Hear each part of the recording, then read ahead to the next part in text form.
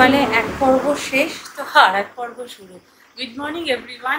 Just টুইটিকে বাসে তুলিয়ে দিয়ে এলাম, এবার রেডি হলাম যে ড্রেস চেঞ্জ করে ক্লাসের জন্য। আজকে আমাদের যোগা ডে, আজকে বৃহস্পতিবার। আর ব্লিঙ্কিট থেকে কিছু অর্ডার করেছি, সেটাও অন দ্য ওয়ে আছে, সেটাও পিক আপ করবো। সেই জিনিসগুলো কিছু ফ্রিজে রাখার আছে, ফ্রিজে রাখবো, দেন ক্লাসে জয়েন করবো। ক্লাস জয়েন করতে এখনও 10 মিনিট মতো বাকি আছে। আশা করছি ওর মধ্যে ব্লিঙ্কিট চলে যাবে। ব্লিঙ্কিট তো হার্ডলি 10 থেকে 12 মিনিটের মধ্যেও ডেলিভারি দিয়ে দেয়। তো যাই হোক, চলো।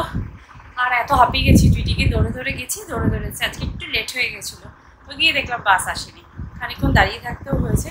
আর ওই দৌড়ে দৌড়ে যেতে আসতে না গরম লেগে গেছে আমার রীতিমতো। ব্লিঙ্কিট তো আসতে করে ডিমটার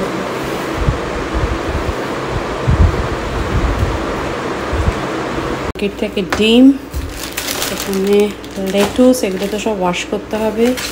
টুইটি টিফিনের জন্য একটা চিজ, পনির, আর এই রয়েছে পাস্তা। এই পাস্তাটা আটার পাস্তা, এটা খেতে খুব ভালো। আর একটা ছোট্ট ধোসা ব্যাটারের প্যাকেট, তার সেট।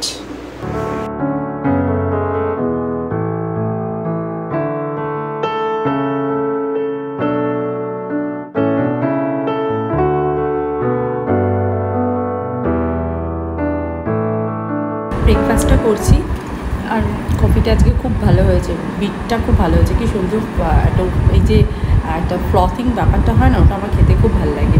চিনি ছাড়া তো কী হয়েছে, দুধের মধ্যেও একটা সুইটনেস থাকে না, সেটা দিয়েই বেশ ভালো লাগে। ব্রেকফাস্ট করেছি। প্রান্তিক অফিস যাবে, আজকে বৃহস্পতিবার। তারপর আমার যে ঘরের ক্লিনিংয়ের জন্য যে দিদি আসে, সেই দিদি আজকে ফোন করে বললো আসবে না, কারণ কদিন ধরে ওর পায়ে খুব ব্যথা হয়েছে, আজকে প্রচণ্ড ব্যথা করছে, সেই জন্য আজকে আসবে না। তো অ্যাকচুয়ালি অনেকগুলো বাড়িতেও দাঁড়িয়ে দাঁড়িয়ে রান্নাবান্না করে, কাজ করে, তো সেই জন্যই ওর পায়ে ব্যথা হয়েছে। তো যাই হোক, আমাকে আজকে শেষবার। আর অন্য দিন হলে শুধু ঝাড় দিয়ে রেখে দিতাম, মুছতাম না, কিন্তু আজকে বৃহস্পতিবার, ঝাড়ও দিতে হবে, মুছতেও হবে। যাই হোক, মানে কোনো বিশাল কোনো ব্যাপার না, করে নেবো। কিন্তু ও এলে আমার সুবিধা হয় কি, এই সকালবেলা বাসন টাসনগুলো মেজে দেয়, ঘর দোর ক্লিন করে দেয়, এটা ইজি হয়ে যায়। কিন্তু মানুষের শরীর তো, ওরও তো ওটা শরীর, খারাপ তো হতেই পারে। তো যাই হোক, চলো ঝটপট করে ব্রেকফাস্ট কমপ্লিট করি। প্রান্তিকে অফিসে যাবে, সেই জন্য মাছের ঝোলটা বানাতে হবে। মাছটাকে এয়ার ফ্রায়ারে দিয়ে এবার ঘরটা ক্লিন করবো। ভাবছি রান্নাবান্নার কাজটা একটু এগিয়ে নিয়ে তারপরেই ঘর দোর ক্লিন করবো, কারণ প্রান্তিক খেয়ে দিয়ে বেরোবে না, তো সেই তাড়াটা আমার বেশি। কথা বলতে বলতে মানে কফিটাতে আর একটা চুমুকও দিইনি, আর সঙ্গে সঙ্গে বৃষ্টি চলে এসেছে। ইয়ে, আমার বৃষ্টি এলে এত ভালো লাগে না, অনেক দিন পর এলো, অনেক দিন পর। মা, হাতে বৃষ্টিই পাচ্ছি না এই সানসেটটার জন্য। যা বাবা, এই এত বড় সানসেট করার কোনো দরকার ছিল বলো তো? দেখো হাতে জলটাই পাচ্ছি না। ইস, আমার কি ভিজতে ইচ্ছা করছে। উফ, কি ভালো লাগছে দেখতে। আকাশটা দেখো পুরো কালো হয়ে যাচ্ছে, কি ভালো লাগছে দেখো। ও বাবা, দেখো একটু বৃষ্টি জল হাতে পাচ্ছি না, এত বড় সানসেট বানিয়েছে। উফ, সব কাজকর্ম করে পুজো টুজো করে উঠতে এতটাই সময় লেগে যায়। আর আজকে বৃহস্পতিবার, একটু পুজো টুজো করতেও তো সময় লাগে না, কারণ আমি সিংহাসনে সব ঠাকুর নামিয়ে ভালো করে ওয়াশ করা। আমার যেহেতু ঠাকুরগুলো ব্রাশের, সেই জন্য সেটাকে ভালো করে একটু পলিশটা করলে একটু চকচক করে না, সেই জন্য ভালো করে মুছে টুচে রাখতে হয়, তবে একটু চকচক করবে আর কি। তো যাই হোক, লাঞ্চ টাইমেও হয়ে গেছে, সেই জন্য ভাবলাম লাঞ্চ টাইমে হয়ে গেছেই যখন, তখন লাঞ্চ করে নিয়েই কাজে বসবো। তাতে ওয়াশিং মেশিনে কাচাকুচি চলছে।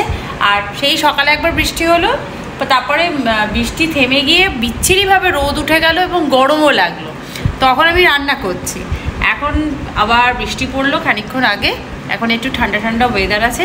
যাই হোক, ঝটপট করে লাঞ্চটা করে নিই, কারণ এটাও আবার ঠান্ডা হয়ে যাচ্ছে। লাঞ্চে আজকে রয়েছে ঢ্যাঁড়স আলুর তরকারি, ভাত, মুসুরির ডাল, দই, আর এখানে মাছের ঝোল। মাছের ঝোল আলু পটল দিয়ে করেছি। এখানে সমস্ত রান্নাবান্নাগুলো আছে, থাক আমি খেয়ে নিই। খেয়ে নিয়ে টুইটির জন্য বেড়ে রেখে, মানে টুইটির মতন বের করে রেখে বাকি সব ফ্রিজে তুলে দেবো, কারণ একবার রোদ উঠছে, একবার বৃষ্টি পড়ছে, ওয়েদার কিন্তু বেশ ভালোই গরম। আর গরমে না খাবার দাবার বাইরে রাখলে নষ্ট হয়ে যায়।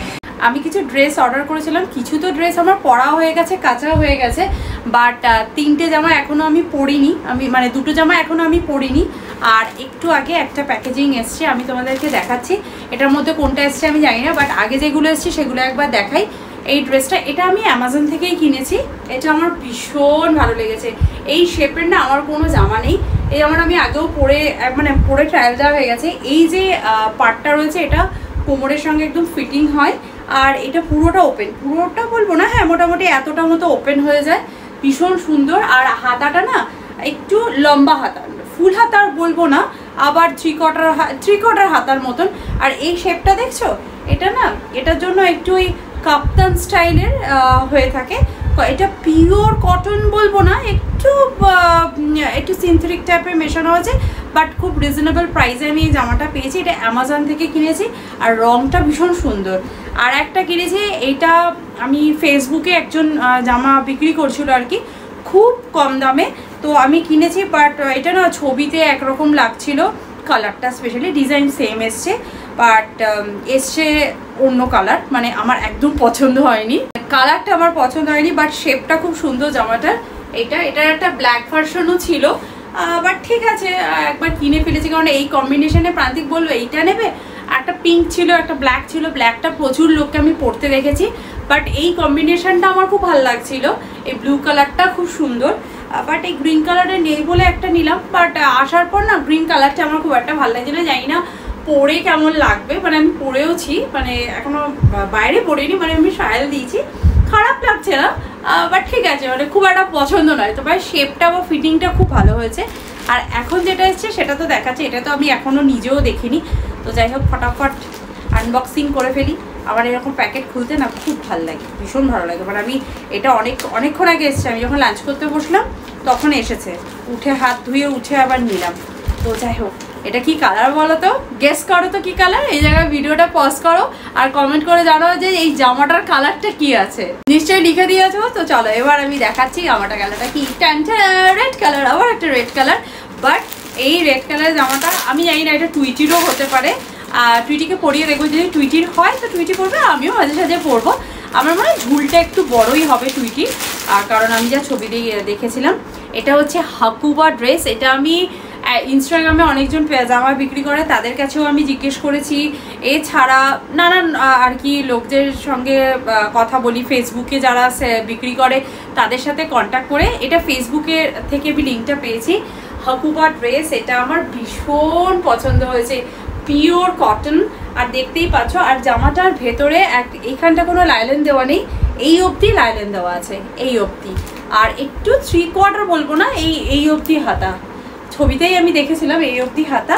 আর জামাটা আমি একটু বড় সাইজের নিয়েছি, মানে আমি জেনারেলি এক্সএস বা এস সাইজ পরি, মানে এই জামাটাও দেখো এই যে 36 সাইজের জামা নিয়েছি, 36 মানে হচ্ছে এস সাইজ, এক্সও হয়, এক্সএসটাও আমার হয়ে যায় মাঝে মাঝে, এটা হচ্ছে এস সাইজ, কিন্তু এটা আমি 38 সাইজের নিয়েছি, কারণ যার কাছে নিলাম সে আমাকে বললো এগুলো একটু শ্রিঙ্ক করে, কারণ পিওর কটন তো, ওগুলো আবার কটন না, এইটা কটন বাট ওটা তো কটন নয়, তো ও বললো একটু শ্রিঙ্ক করে দিতে পারে, সেই জন্য আমি একটু বড় দেখে নিলাম, এখানটা একটু ফিটিং করাতে হবে। এটা আমার ভীষণ পছন্দ হয়েছে, বিশ্বাস করো। আমি এখন যাচ্ছি টুইটিকে পিক আপ করতে। আর একটু আগে আমি তোমাদেরকে বললাম না যে রেড কালারের হাকুবা ড্রেসটা আমার এসেছে, আমার তো ভীষণ পছন্দ হয়েছে জামাটা, কিন্তু আমি যখন জামাটা বের করলাম খুব সুন্দর, কালারটা খুব সুন্দর, জামাটাও খুব সুন্দর, কিন্তু যখন আমি পরলাম জামাটা বিশ্বাস করবে না সাইজে এত বড়, হ্যাঁ আমি যে সাইজ বলেছিলাম প্রথমত সেম সাইজে আমাকে দেয়নি, মেটেরিয়ালটা খুব ভালো, আর ভেতরে লাইলেনটা হাফ লাইলেন দেওয়া, মানে কোমর অবধি লাইলেন দেওয়া, তারপরে আর লাইলেন নেই, সেই জন্য ভিজিবল হচ্ছে ভীষণ।